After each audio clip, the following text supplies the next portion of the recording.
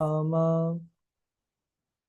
रामो मत्पिता रामचन्द्रः स्वामी रामो मत्सखा रामचन्द्रः सर्वस्वं मे रामचन्द्रो दयालुर्नान्यं जाने नैव जाने न जाने अञ्जनानन्दनं वीरं जानकी शोकनाशनं कपीशमक्षहन्तारं वन्दे लङ्काभयङ्करम् भक्ति भक्त भगवंत गुरु चतुर्नाम वपु एक, इनके पद वंदन किए नासत विघ्न अनेक।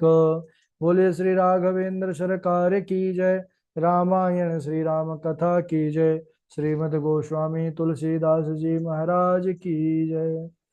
परम मंगलमय परात्पर अखिलेश्वर अचिंत कल्याण गुणगण निधान सर्वेश्वर सर्वाधिपति श्रेष्ठ आचरणवान आनंद कंद श्री रामचंद्र कौशल्य आनंद वर्धन अवध नरेंद्र नंदन श्री रघुनंदन विदेह वन सभे जयंती जनक नरेंद्र नंदनी भासुति जगत ईश्वरी माँ सुनैना की आंखों की पुत्तलिका विदेह जा जनक जा जनकाधिराज तनया जनक राज किशोरी वेदेही मैथिली श्री राम प्राण वल्लभा श्री जानकी जी। इन दोनों युगल सरकार के पावन चरणारविंदों पर कुर्चा नमन नतमस्तक वंदन एवं अभिनंदन। तीनों मैया चारों भैयाओं के चरणों में कोटि कोटि प्रणति। अनंत बलवंत गुणवंत श्री हनुमान जी महाराज के पावन चरण कमलों पर कोटि कोटि प्रणाम। समस्त भूतादिक सिय राम मैं सब जग जानी, करहूँ प्रणाम जोरि जुग पानी। हम सबका यह परम सौभाग्य है श्री राम कथा तैयारी का पावन विचार संकल्प लेकर के एक स्थान पर एक साथ जुड़कर इस पावन कथा पर अपने मन को चित्त को समाहित किए हुए हैं। इस समय हम सब बड़े ही पावन प्रसंग पर बने हुए हैं जिसमें भगवान शंकर बारात लेकर के हिमाचल नगरी को प्रस्थान कर चुके हैं। भगवान शिव दूल्हा बने हैं और दूल्हा भी निराला बने हैं। जो उनके गण हैं वह भी बाराती, वह भी महाराज बड़े ही विचित्र हैं और एकदम बारात जो है साज सज्जा सज करके हिमाचल नगरी पर पहुंच गई। सजे रहे भोले बाबा निराले दूल्हे में, सज धज करके पहुंच गए। अच्छा, जब हिमाचल नगरी पर बारात पहुंची तो हिमाचल वासियों को बड़ी प्रसन्नता हुई और सब स्वागत सत्कार करने की तैयारी करने लगे। हिमाचल राज ने तो बड़ा भारी मंडप बनवाया था उन सबके लिए, बारातियों के लिए। अब इधर माताओं ने अपने अपने बच्चों को भेजा कि जाओ देख के आओ जो है कैसे हैं दूल्हा राजा, बाराती कैसे हैं। बच्चे भागते भागते गए, यहाँ से भागते भागते गए दूल्हा को देखने, और वहां दूल्हा को देखते ही भागते भागते प्राणों को बचा करके भागे अपने अपने घर। आए माता के गोद में दुपक गए और माताओं ने बार बार पूछा क्या हुआ, आ गई बारात? बोले बारात नहीं आई, कोई और आई है। क्या आई है? अरे बोले मैया भूतों की प्रेतों की टोली आई है। हाँ, बारात अगर ऐसी होती है तब तो लगता नहीं है कि कोई आज बारात होते हुए देख पाएगा। बोले कैसे है? उन्होंने कहा कि जो दूल्हा है वह पूरा का पूरा पागल है मैया, उल्टे बैल पर जो है बैठा हुआ है, और जो बाराती हैं वो भूत प्रेत पिशाच हैं। तन छार व्याल कपाल भूषण नगन जटिल भयंकरा, संग भूत प्रेत पिशाच जोगिनी बिकट मुख रजनी चरा। जो जियत रहाई बारात देखत पुण्य बढ़ते ही कर सही, देख ही सु उमा विवाह घर घर बात असिलर कन कही। उन लड़कों ने कहा कि मैया दूल्हा ऐसा बावला है कि शरीर पर कपड़े भी नहीं डाल रखा, चिता की भस्म लगाया है, नरमुंडों की माला पहना है, बड़े बड़े सांप और बिच्छू को लटकाया है और नंग धड़ंग नाच रहा है बारातियों के भूत प्रेतों के साथ। और आज जो उनको देखने के बाद जीवित बचेगा वह बड़ा भाग्यशाली होगा, वही बारात देख पाएगा। बच्चों की बात सुन करके माता पिता मुस्कुराने लगे और उनके बोले कि अरे बच्चों निडर हो जाओ, डरने की कोई बात नहीं। इधर सभी हिमाचल वासियों ने शिव जी का, सभी बरातियों का स्वागत सत्कार किया और बरातियों को जनवास में सुंदर ठहराया है। बड़ी सुंदर शिव पुराण में इसका विस्तृत वर्णन आता है कि हिमाचल राज ने तो इतना अद्भुत मंडप बनवाया था विश्वकर्मा का सहयोग लेकर के, कि ब्रह्मा जी के लिए सप्तलोक का निर्माण कर दिया, विष्णु जी के लिए वैकुंठ लोक का, और जो है अन्य देवता जैसे इंद्र आदि देवता उनके लिए इंद्र, वरुण जी के लिए पाताल, सबका अलग अलग जो है स्थान। उसी प्रकार ऐसे ऐसे देवताओं की मूर्तियां बनाई जो देखने में महाराज लगती थी साक्षात यही है। अब इधर बारात द्वार पर आने वाली है, यह जान करके मैया मैना आरती की थाल सजा करके आई। सभी स्त्रियां मंगल गीत गाने लगी, सुंदर हाथों में सोने की थाली लेकर के आरती सजा करके आई हैं। और शिव जी दूल्हा सरकार को जैसे ही देखती हैं, मैया मैना तो बेहोश हो जाती हैं देखते ही। सोची थी कोई बड़ा सुंदर होगा, लेकिन शिव जी थोड़ा लीला की है सुंदर, शिव जी के समान सुंदर है कोई नहीं। लेकिन शिव जी ऐसे रूप में आए कि, क्योंकि परम लीला करने में परम प्रवीण है शिव जी। और मैया मैना तो देख करके ही उनका वेश मूर्छित हो गई। जब होश आया तो रोने लगी, उनके साथ सारी स्त्रियां रोने लगी। मैना मैया ने कहा रो रो करके कि अरे पार्वती, है पुत्री, विधाता ने तुमको इतना सौंदर्य दिया, लेकिन तुम्हारे लिए वर कैसा बावला पागल जो है तो दे दिया। चाहे कुछ भी हो जाए हे पार्वती, पुत्री में अपना जो है, मैं अपनी पुत्री का विवाह उसके साथ कभी नहीं करूंगा, तुम्हारा विवाह मैं कभी नहीं करूंगी। और ज्यादा होगा तो मैं स्वयं विष खा लूंगी और तुमको भी विष दे दूंगी। इस प्रकार वह बहुत दुखी हो जाती हैं। तब नारद जी आते हैं, बली भांति प्रकार से मैना मैया को समझाते हैं कि यह शिव जी की लीला है। और मैया मैना का जब संशय दूर हो गया, फिर उन्होंने जो है शिव जी के वास्तविक रूप को देखा, अनंत सौंदर्य को देखा। शिव जी तो कर्पूर गौरम करुणावतारम संसार सारम सुगेंद्र हर, है ना। शिव जी के सौंदर्य के सामने महाराज किसी का सौंदर्य था ही नहीं। सारे बड़े बड़े देवता उनकी चरण सेवा कर रहे थे। तब मैना मैया समझ गई कि यह देवाधिदेव महादेव है। फिर माँ जगदम्बा पार्वती का और भोलेनाथ का धूमधाम के साथ विवाह हुआ। वेदों के जो है जिस प्रकार नियम है, विधि मंत्र है, तो वैदिक लोक रीति के अनुसार विवाह हुआ। अनेक प्रकार के बाजे बजने लगे, देवता लोग नवमंडल से पुष्पों की वर्षा करने लगे। शिव पार्वती जी का विवाह है बड़े धूमधाम के साथ हुआ। सारे ब्रह्मांड में आनंद छा गया भगवान शिव और पार्वती का विवाह होते ही। अनेक दिनों तक बारात हिमाचल नगरी पर ही रुकी। उसके बाद भगवान शंकर सभी बारातियों के साथ कैलाश चलने के लिए तैयार हो गए। उसी समय मैना मैया आती हैं, भगवान शंकर के चरणों में प्रणाम करती हैं। प्रणाम करके उनसे एक निवेदन करती हैं, नाथ उमा मम प्राण सम गृह किंकरी करे हो, क्षम हो सकल अपराध अब होई प्रसन्न वरुदेहु। हे नाथ, भोलेनाथ, यह पार्वती मेरी पुत्री मुझे प्राणों से बढ़कर के प्रिय है। आप इसके अपराध क्षमा करते रहिएगा, यह अभी छोटी है, बच्ची है, और इसको अपनी दासी समझिएगा। तब शिव जी अपनी सास को बहुत प्रकार से समझाते हैं कि आप बिल्कुल भी चिंता ना करें, पार्वती को कभी किसी भी प्रकार का कष्ट नहीं होगा। फिर मैना मैया ने पार्वती जी को गोद में बिठा करके उनको सुंदर सीख दिया है कि हे पुत्री, करह्यो सदा शंकर पद पूजा, नारी धर्म पति देव न दूजा। हे पुत्री, तू सदैव भगवान शंकर के चरण कमलों का ही पूजन करना। नारियों का धर्म यही है, उसके लिए पति ही देवता है और कोई देवता नहीं।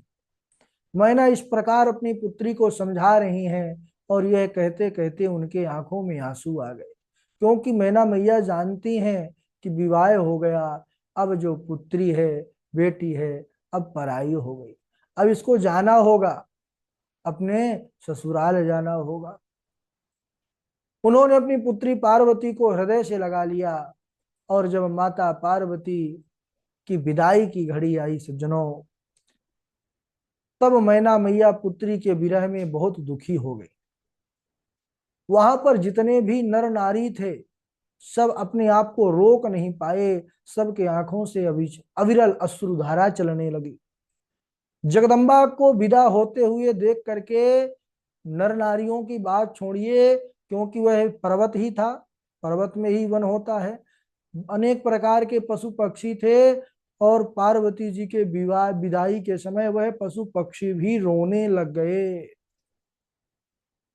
मैना, तोता मैना पाल के रखी थी सोने के पिंजड़े पे, वह भी चिल्ला रहे हैं कि हे पार्वती, हमको छोड़ करके आप कहाँ चल दी।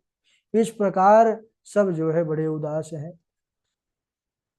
स्वयं रुरोद योगीशा कहते हैं कि उस समय ऐसा वातावरण हो गया, सबके आंखों में आंसू देख करके हमारे भोले बाबा स्वयं रोने लगे। पार्वती जी की विदा हो रही थी, दूल्हा भोले बाबा है, लेकिन ये इतने भोले हैं कि किसी के आंखों में आंसू नहीं देख सकते, वह भी रोने लगे साथ साथ। देवताओं ने कहा महाराज आप मत रोइए, आप दूल्हे राजा हैं। और इसके बाद पार्वती जी की विदाई होती है। किसी भी पुत्री की जो है विदाई की घड़ी जब होती है, उसके लिए बड़ा भावुकता वाला पल होता है, क्योंकि घर आंगन का बिछोह ये बड़ा दुख से भरा होता है, जहां पर पूरा बचपन बीता खेल कूद। तो पार्वती भी उस पर्वत पर अनेक प्रकार की लीला खेल क्रीड़ा करती रहती थी, इसलिए आज जब विदा की समय आई, वह भी बहुत फूट फूट कर रोई है माता के गले लग करके। इसके बाद महादेव ने सभी याचकों को संतुष्ट किया, बहुत सा दान दिया और फिर माता पार्वती को साथ लेकर के कैलाश को चले आए। सभी देवता प्रसन्न होकर के फूलों की वर्षा करने लगे, ढोल नगाड़े बजाने लगे। बोलिए सांब सदा शिव भगवान की जय। शिव पार्वती विविध प्रकार के विलास करते हुए अपने गणों के सहित कैलाश पर रहने लगे। बहुत समय बीत जाने पर 6 मुख वाले कार्तिकेय जी का जन्म हुआ। बोलिए कार्तिकेय भगवान की जय। उन्होंने तारकासुर को मारा, क्योंकि तारकासुर को भगवान शिव के द्वारा उत्पन्न पुत्र ही मार सकता था, इसलिए कार्तिकेय जब हुए तो तारकासुर को ही सबसे पहले मारे। श्री राम भक्ति से भरा हुआ यह शिव जी का पावन चरित्र सुन करके मुनि भरद्वाज जी बहुत ही प्रसन्नता से भर गए और कथा सुनने की उनके अंदर लालसा और बढ़ गई। उनके नेत्रों में जल भर आया, रोम रोम पुलकित हो गए, या गवल्क जैसे जब वक्ता हो। तो फिर श्रोता का कहना ही क्या। उन्होंने कहा कि हे मुनिराज आप धन्य हैं, आपको शिव जी प्राणों से अधिक प्रिय हैं, क्योंकि शिव पद कामाल जिन्हि रति नाही, राम ही ते सपन्हु न सोहाही। जिसको शिव जी के पाद पद्मों में प्रेम नहीं रहता, वह राम जी को स्वप्न में भी नहीं सुहाता, चाहे वह राम जी की कितनी भी पूजा अर्चना और भक्ति कर ले। ऋषि याज्ञवल्क्य कहने लगे कि अरे भगवान शंकर के समान राम भक्त और कौन हो सकता है, जिन्होंने बिना पाप के ही सती जैसी स्त्री का परित्याग कर दिया, केवल इतना कि उन्होंने उनकी मां सीता का रूप धारण कर लिया और उन्होंने त्याग के माध्यम से, प्रतिज्ञा के माध्यम से यह दिखला दिया कि राम जी के प्रति उनकी भक्ति कैसी है। हे मुनिवर, मैंने पहले शिव जी का चरित्र कह करके आपका भेद जान लिया। आप श्री रामचंद्र जी के परम पवित्र सेवक हो और समस्त दोषों से रहित हो। अब मैं आपसे सुंदर श्री राम जी के पावन चरित्रों को कहूंगा, आप उसको श्रवण करिए। एक बार भगवान शंकर वट वृक्ष के नीचे बैठ गए और वहां उनको बहुत आनंद हुआ। ऐसा दिव्य वातावरण, और जब वहीं पर आसन बिछा करके बैठ गए, तब माता पार्वती अच्छा समय जान करके उनके पास गईं और जाने के बाद, पार्वती भल अवसर जानी, गई शंभु पही मातु भवानी, जानी प्रिया आदरु अतु कीन्हा, बाम भाग आसनु हर दीन्हा। आज भोले बाबा ने वाम भाग आसन हर दी। तब जब अतिशय प्रिया जानकर पार्वती को, अपनी पत्नी को सम्मान दिया। देखिए, घर में जो पत्नी होती है, अर्धांगिनी होती है, उनको सम्मान मिलना बहुत आवश्यक है। कई बार उनको सम्मान नहीं मिल पाता। और एक बात स्मरण रखिएगा, जब घर के स्त्री को सम्मान नहीं मिलेगा तो राम कथा का कभी जन्म नहीं होगा। पत्नी को सम्मान चाहिए। और फिर पति पत्नी के चर्चा पर निर्भर करता है कि क्या प्रकट होगा, राम कथा प्रकट होगी या फिर संसार की व्यथा प्रकट होगी। यहां पर मैया पार्वती भगवान शंकर के पास जाकर के क्या निवेदन करती हैं। देखिए, रामचरित प्रकट हुआ तो चर्चा पर निवेदन करेंगे कि चर्चा कैसी होनी चाहिए। माता पार्वती भगवान शंकर से कहती हैं कि हे नाथ, मैं आपसे एक प्रश्न निवेदन करना चाहती हूँ। बोले बाबा प्रसन्न होकर के बोले कि हाँ देवी, आपका स्वागत है, पूछिए आपके मन में क्या है, पूछ लीजिए। मैया पार्वती ने निवेदन किया, प्रभु, जिसका घर कल्प वृक्ष के नीचे हो और वह दुखी रहे, क्या ये ठीक बात है? क्योंकि कल्प वृक्ष का तात्पर्य इससे है कि कल्प वृक्ष एक विशेष वृक्ष है। इसके नीचे जाकर के व्यक्ति जिस भी वस्तु की कल्पना करता है वो प्राप्त हो जाता है, इसीलिए उसका नाम है कल्प वृक्ष। कल्पना से ही उस वस्तु की प्राप्ति करा देने वाला है। तो जिसका घर कल्प वृक्ष के नीचे हो वह दुखी रहे, क्या ये ठीक है? गरीबी में जिए। भोले बाबा ने कहा, देवी ये तो ठीक नहीं है, लेकिन बात क्या है, पहली जैसे बूझ रही हैं आप, स्पष्ट कहिए क्या पूछना चाहती हैं। माता पार्वती ने कहा कि हे प्रभु, आपसे कुछ नहीं छिपा है, आप तो अंतर्यामी हैं, त्रिभुवन पति हैं, भूत भविष्य वर्तमान सबके ज्ञाता हैं। आपको यह भी पता है कि मैं पिछले जन्म में आपकी अर्धांगिनी सती रूप में थी। राम कथा के निरादर के कारण, आपके आज्ञा के उल्लंघन के कारण दक्ष अपने पिता के यज्ञ में जाकर के मैंने अपने शरीर को जला करके राख कर दिया, और अब मैं पुनः तपस्या करके पर्वत पुत्री पार्वती के रूप में आकर आपको पति रूप में पाई हूं। तो स्वामी, जो प्रश्न है वह तो पिछले जन्म का ही है, वही प्रश्न अभी भी बचा है। प्रश्न वही है, लेकिन अब प्रश्न पूछने का जो भाव है उस भाव में अंतर आ गया, इसीलिए भावना प्रधान कही गई है। प्रश्न क्या है? तो प्रभु प्रश्न वही है, राम ब्रह्म कैसे हो सकते हैं, वह ईश्वर कैसे हो सकते हैं, वह राम अखिल कोटि ब्रह्मांड नायक कैसे हो सकते हैं। पिछले जन्म में भी यही पूछा था कि राम ब्रह्म कैसे, इस जन्म में भी प्रश्न यही है कि राम ब्रह्म कैसे। लेकिन पिछले जन्म में प्रश्न के साथ संशय जुड़ा था, और इस जन्म में प्रश्न के साथ जिज्ञासा जुड़ी है। सज्जनों, जो संशय होता है उसका विनाश होता है, संशय का विनाश ही तो किया जाता है और जिज्ञासा का समाधान होता है। आज माता पार्वती के अंदर विशेष रूप से जिज्ञासा हुई राम जी के विषय में जानने का, राम ब्रह्म कैसे हो सकते हैं। आप मुझ पर दया कीजिए और रामचंद्र जी की कथा कहिए। पहले तो वह कारण कहिए जिससे वह निर्गुण ब्रह्म सगुण रूप को धारण करते हैं।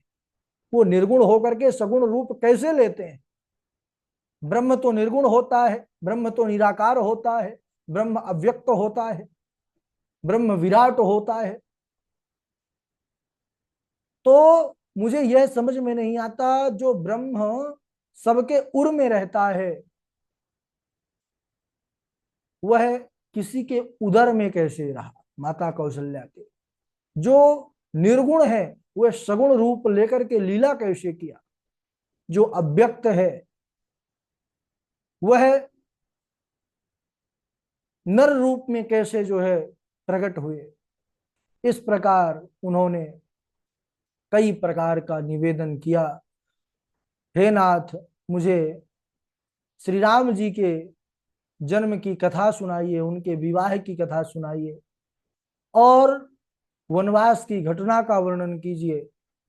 किस प्रकार जानकी मैया का हरण हुआ, किस प्रकार रावण का वध किए प्रभु, यह सब लीला विस्तार पूर्वक सुनाइए। और यदि पूछने में भूल हो गई हो, कुछ छूट गया हो, तो वह आप कृपा करके दासी समझ करके आप अपने से वह कथा सुनाइए। इस प्रकार जो है निवेदन करती हैं। बड़ा सुंदर निवेदन है कि हे प्रभु, कथा जो सकल लोक हितकारी, सोई पूछन चह शैल कुमारी। बड़ा सुंदर भाव प्रश्न है और महादेव भी प्रसन्न हो गए माता पार्वती के प्रश्नों को सुन करके। इसी में पूरा रामचरित्र है। अब इसका शुभारंभ और महादेव के सुंदर जो है वचनों को हम अगले दिवस आज यहीं तक। बोले श्री राघवेंद्र सरकार की जय। बारी बारी से चौपाई सुनाएंगे। सर्वप्रथम जय जी अवध बिहारी जी, इंदु पराशर जी, नेहा पाठक जी, रजनी शुक्ला जी, व्योम शर्मा जी, उद्धव जी। चलिए। एक बार त्रेता जुग माही, शंभु गए कुंभज ऋषि पाही। संग सती जग जननी जानकी, संग सती जग जननी भवानी। पूजे ऋषि अखिलेश्वर जानी, राम कथा मुनि वरज बखानी। सुनि महेश परम सुख मानी। जय सचिदानंद जग पावन, अस कहीं चले मनोद न कावन।